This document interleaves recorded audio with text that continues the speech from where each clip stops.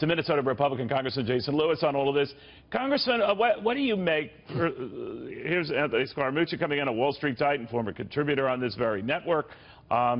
Very much respect in the financial community. I guess Steve Bannon's concern with him is that he was too tied to that community.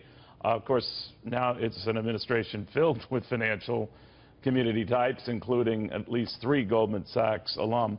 But what do you make of all that? Well, I think presidential missteps early on are about as common as the day is long, from the Bay of Pigs to the failed Hillary care during the Clinton administration. You're absolutely right about that. This is going to happen early on.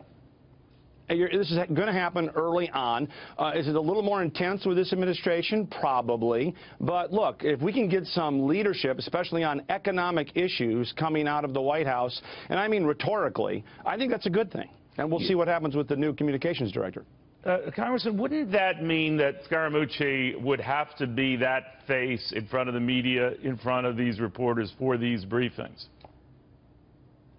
Well, I don't know what the administration is going to do on that, but the day James Comey testified, that was all over the news. It was also the day we repealed and replaced Dodd-Frank in the House. That didn't get covered. So we're doing things, and you got to get the spotlight on the things we're doing. Look, I didn't come here to Washington to talk about the drama at 1600 Pennsylvania Avenue. I came here because we have a debt crisis, we have a tax reform crisis, or we need to do tax reform. But we've got all sorts of problems going on, a health care crisis to be sure, Medicaid and entitlement crisis.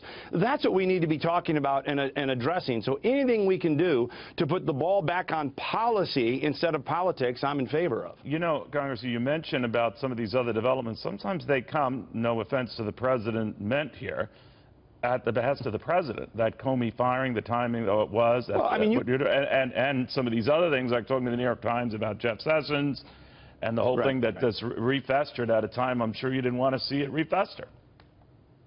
No, but the reason is it takes our attention off of the policy changes we're trying to make. We all know that health care right now isn't working, and the people that preserved Obamacare last week are sending us to a single-payer government-run system. There's a news report out of the National Health Service in the UK that 1 million patients a week can't get to see their GP now. The waiting lines are at a record, and that is the direction we're going in health care, thanks to the failure of the Senate, quite frankly. And that's what we ought to be talking about, Neil, not the latest drama. If you had to advise the president on this, and talking to the New York Times on Jeff Sessions, and talking about, things that he has to later take back, or his press people are trying to take back, I don't know what role Scaramucci will play in trying to dial that sort of thing back, or get the administration back on message, what would you say? I would say stay focused on policy. The president won on policy. And by the way, for all the troubles the Republicans supposedly have had in the mainstream press, the Democrats are totally adrift at sea, which is why the Republican party's won all of the special elections. I believe it's 5-0. Yeah, you're right about it. So we need... If we focus on policy, we've got the right agenda. We just passed a budget. I'm on the budget committee. Out of that committee last week that finally addresses tax reform, finally addresses entitlements, mandatory spending cuts over the next 10 years of $203 billion. If you focus on that, we win. Don't get sidetracked by the drama. All right. Well put, Congressman. Thank you very, very much.